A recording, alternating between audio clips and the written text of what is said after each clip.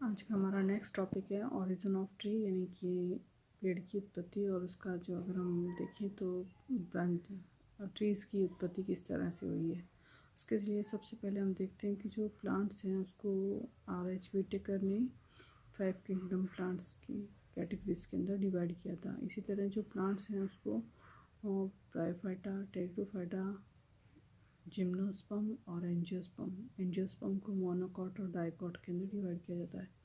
तो origin of trees के अंदर जो है सबसे पहले पेड़ों की उत्पत्ति किस तरह से हुई और कौन से पैटर्न पे पेड़ जो है उनका विकास होता है, उसके अंदर क्या जो टिश्यूज़ होते हैं वो कैसे डेवलप होते हैं, और फर्स्ट प्राइमरी प्लांट्स होते हैं वो किस तरह से डेवलप होते हैं, उनके अंदर क्या क्या सिस्टम पाया जाता है, उसके अंदर ही हमें यहाँ पर इस टॉपिक को यहाँ पर हम डिटेल से देखेंगे। तो सबसे पहले देखते हैं जो प्रिमिटिव प्लांट्स के अंदर सबसे पहले जो है मॉसेस और ब्रायोफाइट्स जो हैं वो प्रिमिटिव प्लांट्स के अंदर शामिल किए जाते हैं। जैसे नम व छायादार और गीली मिट्टी में उगने वाली जो प्लांट्स होते हैं उनको हम ब्रायोफाइट्स कहते हैं और मॉसेस कहते हैं। इनके अंदर जो राइजोट्स होते हैं, मूलावास होते हैं और ये पाम लाइक स्ट्रक्चर होते हैं, हथेली नुमा इनके अंदर संरचना होती है। और इनके अंदर जो है जो राइजोट्स होते हैं उनके द्वारा ही न्यूट्रिशन या न्यूट्रिएंट का ऑब्जर्वेशन एब्जॉर्प्शन की क्रिया इसके द्वारा की जाती है। तो जल को अवशोषित करने के लिए इसके अंदर विशेष प्रकार की कोई वैस्कुलर टिश्यूज़ जो है वो इन प्लांट्स के अंदर डेवलप नहीं होते हैं। ये केवल सॉफ्ट टिश्यूज़ के अंदर जैसे पेरेन्काइमा टिश्यूज़ हैं, पेरेन्काइमा टिश्यूज़ के द्वारा ही इनका निर्माण होता है। तो अब हम देखें तो यहाँ पर इसको ट्रैक्योफाइटा या ट्रैक जिसको कहते हैं विंड पाइप, और फाइटो यानी प्लांट, जो वैस्कुलर प्लांट का डेवलपमेंट ट्रैक्योफाइटा से स्टार्ट होता है।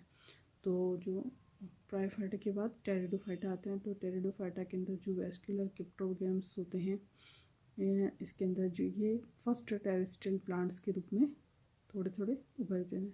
यहाँ पर हम ब्रायोफाइटा को थैलोफाइटा सबसे पहले जो होते हैं थैलोफाइटा, फिर ब्रायोफाइटा, फिर टेरिडोफाइटा, फिर जिम्नोस्पर्म, फिर एंजियोस्पर्म। तो थैलोफाइटा जो है थैलस लाइक स्ट्रक्चर होते हैं, ठीक है। तो उसके अंदर किसी प्रकार की कोई वैस्कुलर सिस्टम उसके अंदर प्रेजेंट्स नहीं होते हैं। और सबसे पहले उसके बाद धीरे धीरे प्लांट्स के अंदर इंटरनल और आउटरनल दोनों तरह से ही आकारिकी रूप से और कार्यकी रूप से उसके अंदर प्लांट के अंदर चेंजेस आने लगते हैं। और चेंजेस के सेल्सरूप प्लांट्स के अंदर टिश्यूज़ का डेवलपमेंट होता है। और टिश्यूज़ के डेवलपमेंट होने के बाद ही प्लांट्स जो हैं वो प्लांट के फॉर्म में कन्वर्ट होते हैं। जैसे एंजियोस्पर्म प्लांट है, एंजियोस्पर्म और जिम्नोस्पर्म प्लांट्स है। तो यहाँ पर हम टेरिडोफाइट्स को देखें तो टेरिडोफाइट्स जो एक प्रकार के वैस्कुलर क्रिप्टोगेम्स हैं और ये जो है वो टेरेस्ट्रियल प्लांट्स के रूप में ओरिजिनेट, तो इनके अंदर जो है वो सीड हैबिट्स होती है वो एब्सेंट्स होती हैं। इसी तरह जो जिम्नोस्पर्म होते हैं वो एक प्रकार के अनावृत बीजी पादप जिनको कहते हैं। और ये जो लैंड कंडीशंस होती हैं, ज़मीन की जो अवस्थाएँ होती है या स्थलीय परिस्थितियों के अनुसार खुद को एडजस्ट करने में कैपेबल होते हैं। एंजियोस्पर्म और जिम्नोस्पर्म में रूट, स्टेम और उसका जो डेवलपमेंट होता है जिसमें वैस्कुलर सिस्टम का डेवलपमेंट और मैकेनिकल सपोर्ट के लिए जो टिश्यू होते हैं उनका सिस्टम का डेवलपमेंट भी होने लगता है।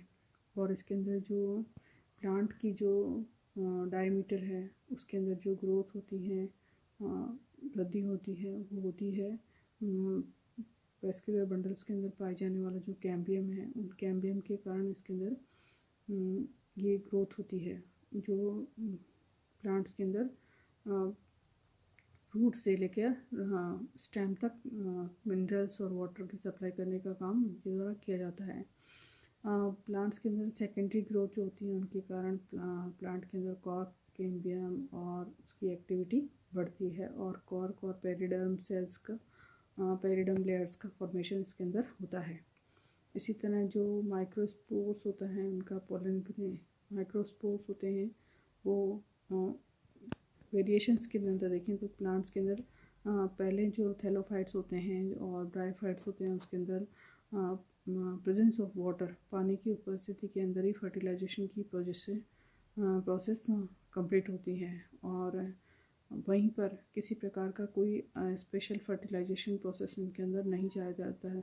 लेकिन अगर जैसे जैसे डेवलपमेंट को हम देखें तो यहाँ पर जो माइक्रोस्पोर्स होते हैं जिसे हम पोलन ग्रेन कहते हैं ये पोलन ग्रेन जो है पोलिनेशन यानी परागण की प्रक्रिया के द्वारा मेगास्पोर्स यानी कि गुरु बीजाणु पर आकर जर्मिनेट का काम करते हैं और फर्टिलाइजेशन की प्रोसेस होती है और स्ट्रक्चर ओव्यूल का निर्माण होता है और सीड का फॉर्मेशन होता है। तो यहाँ पर ये हम अगर देखें तो रिप्रोडक्शन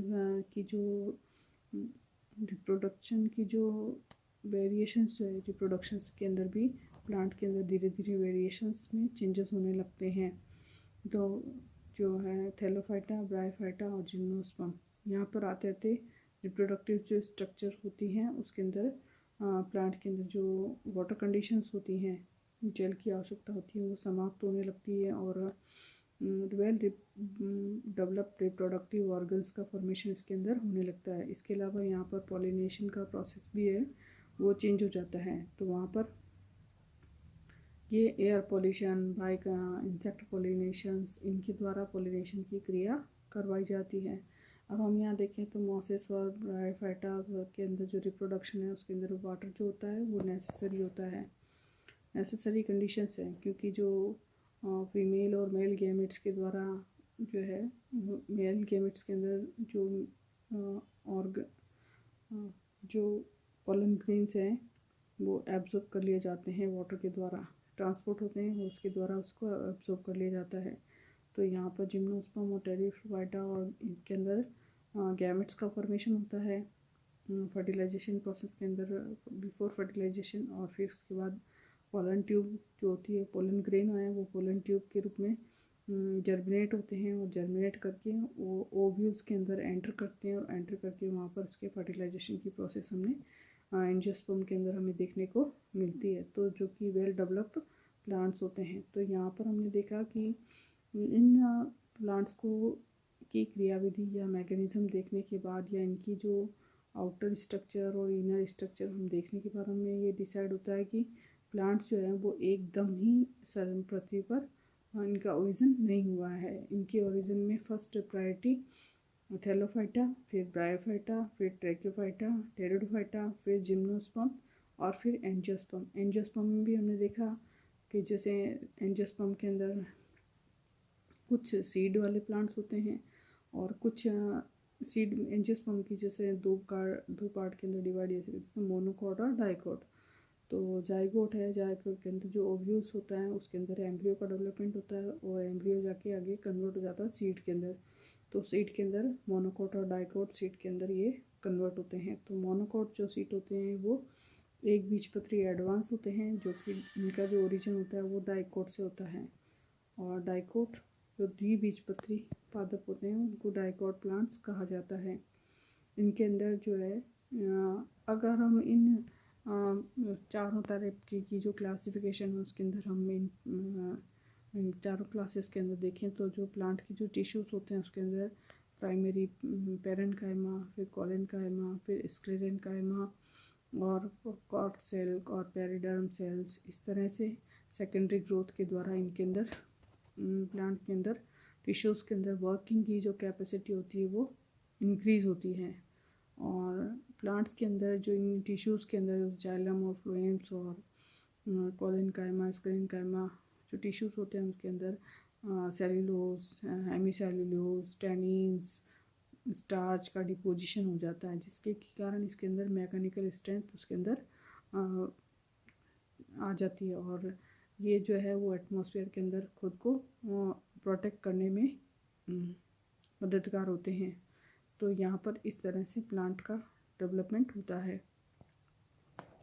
इसी तरह यहाँ पर अगर हम देखें तो यहाँ पर जैसे टेरेस्ट्रियल प्लांट्स के लिए जो वेस्कुलर टिश्यूज़ होते हैं उसकी जो ओरिजिन में ट्री प्लांट का जो डेवलपमेंट होता है उसमें फ्लावरिंग प्लांट जो जैसे फ्लावरिंग प्लांट्स के अंदर जो हमें 3 टाइप से डेवलपमेंट होता है, जैसे उसकी सीड हैबिट्स है और वेस्कुलर सिस्टम है और सेकेंडरी ग्रोथ है। ये तीनों ही इम्पॉर्टेंट रोल फ्लावरिंग प्लांट्स के अंदर इम्पॉर्टेंट रोल अदा करते हैं।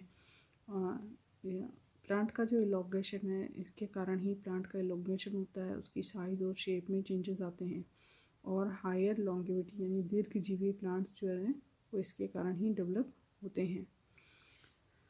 अगर हम देखें तो इसके अंदर क्या क्या इंपॉर्टेंट फैक्टर्स काम करते हैं, तो ये प्लांट्स होते हैं वो एटमॉस्फेयर के अकॉर्डिंग डेवलप होते हैं, तो उसके कारण जो स्ट्रक्चरल चेंजेस आ जाती हैं, इनके स्ट्रक्चर्स के अंदर कुछ मॉडिफिकेशंस आ जाते हैं, जिन उन मॉडिफिकेशन को यहाँ पर अडेप्टेशंस या अनुकूलन कहा जाता है, जो कि प्लांट को किसी भी क्लाइमेट या उसी स्पेशल क्लाइमेट के अंदर खुद को जीवन यापन करने की क्षमता उसके अंदर प्रदान करते हैं।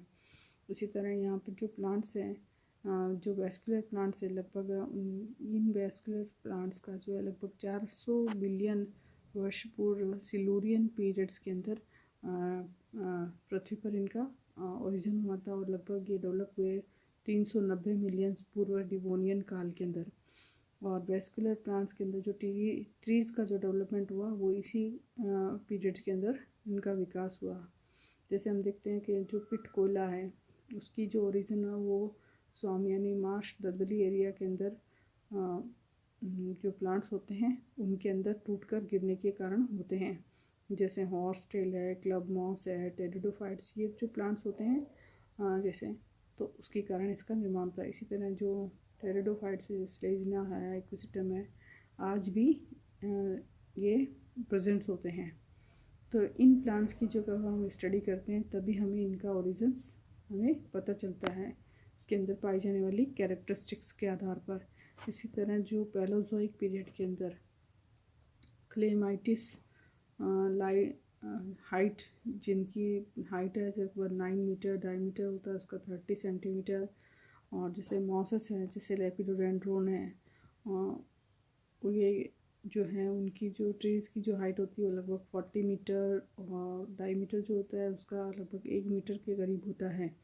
ऐसे प्लांट्स प्रेजेंट होते हैं। जैसे टेरिडोफाइट्स, जिम्नोस्पर्म प्लांट्स के अंदर लगभग ये प्लांट जो है वो लगभग 200 से 300 मिलियन पूर्व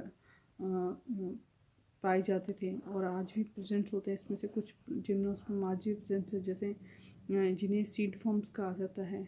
ये पैलेओजोइक पीरियड्स प्लांट की जो ऊंचाई है ये हाईएस्ट होती थी।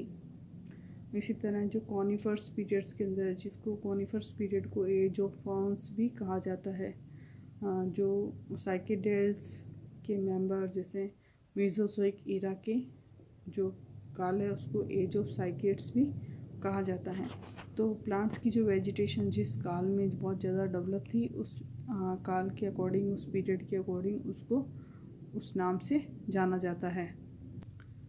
इतना जो जैसे प्लांट है गिंगी बाइलोबा, ये एक जिम्नोस्पर्म है जिसके अंदर गिंगोएल्स ऑर्डर्स के अंदर जो एक प्रकार का लिविंग मेंबर्स है। ये एक लिविंग फॉसिल भी कैसा कहलाता है। जो गिंगो बाइलोबा है ये एक प्रकार का लिविंग फॉसिल्स है, ये एक प्रकार का जिम्नोस्पर्म है। तो इसको चाइनीज ओरिजिन है इसकी, और ये एक प्रकार का जिम्नोस्पर्म प्लांट्स है। जिम्नोस्पर्म में साइकेडेस, कॉनिफरेल्स, गिंगिएल्स, नीटेल्स, इफिट्रेस को जिम्नोस्पर्म प्लांट्स के अंदर रखा गया है। इसी तरह जो एंजियोस्पर्मिक प्लांट्स होते हैं उसमें क्रीटेशियस एज के अंदर जो प्रारंभ हुआ था उसमें जॉन रेज ने इसको 1658 में एंजियोस्पर्म को डाइकोट और मोनोकोट में डिवाइड करने का काम जॉन रे के द्वारा किया गया था।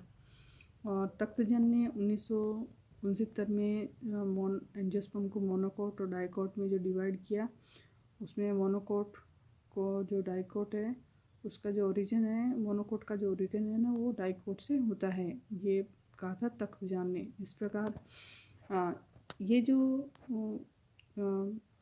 प्रिडिक्शन होता है, जब भविष्यवाणी हो जाती है, तो ये भविष्यवाणी जो होता है वो प्लांट की स्टडी करने के बाद ही साइंटिस्ट के द्वारा की जाती है।